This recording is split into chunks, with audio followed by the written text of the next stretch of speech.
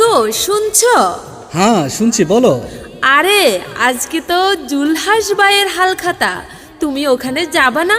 ওই যে আমাদের মেয়ের বিয়ের সময় শাড়ি, থ্রি পিস, লুঙ্গি, পাঞ্জাবি এবং বিয়ের সাজানি ও কসমেটিক্স কিনেছো।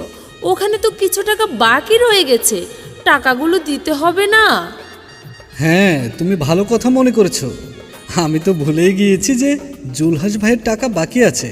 তাহলে তুমি আজকেই যাও, জুলহাস ভাইয়ের টাকাগুলো দিয়ে এসো। পুরনো ঋণ পরিশোধ করে নতুন করে লেনদেন শুরু করো। হ্যাঁ গো হ্যাঁ, আমি এক্ষুনি যাচ্ছি জুলহাস ভাইয়ের দোকানে। বাকি টাকাগুলো দিয়ে আসবো, যেন নতুন করে আবার বাকি করার সুযোগ পাই। আচ্ছা, হালখাতা অনুষ্ঠান কোথায় অনুষ্ঠিত হবে বলো তো একটু? তাহলে শোনো, নাফিস বস্ত্রালয় অ্যান্ড কসমেটিক্স, জুলহাস ভাইয়ের দোকানে, বুঝেছো? হ্যাঁ, আমি বুঝেছি।